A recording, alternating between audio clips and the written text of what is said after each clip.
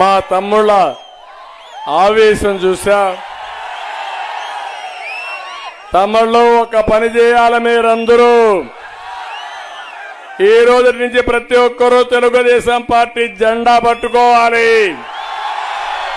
ప్రతి ఒక్క ఇంట్లో ఆ జెండా ఉండాలి. ఒకవేళ గాని పార్టీ మీటింగ్ వస్తే జెండా ఎగరేద్దాం. వైఎస్ఆర్ కాంగ్రెస్ వాళ్ళు వచ్చి మనల్ని గొడవ చేస్తే తిరిగి ఆ జెండాతో బడిత పూజ చేద్దాం.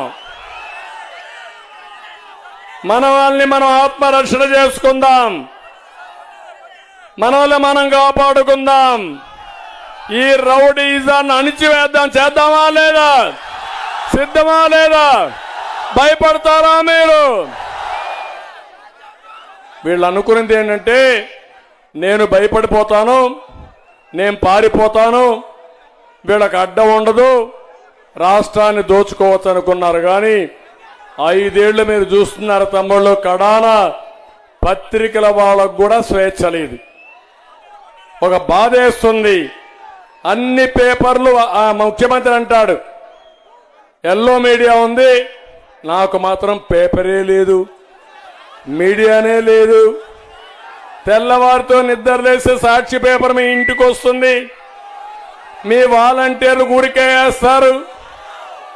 దాంట్లో రాజశేఖర రెడ్డి ఫోటో ఉంటుంది, అది వీళ్ళ పేపర్ కాదు. సాక్షి టీవీ ఉంటుంది, అన్ని అసత్య వార్తలే వేస్తాడు. ఆ టీవీ ఇంది కాదు.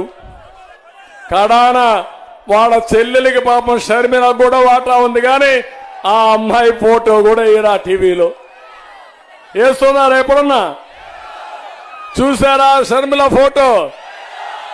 అది ఈయన విశ్వసనీయత. తండ్రి సంపాదించిన ఆస్తిలో కూతురికి చెల్లెలకు కూడా వాటా ఇవ్వని పెద్ద మనిషి. వీళ్ళు మనకు ఉపన్యాసాలు చెప్తారు. ఏదేమైనా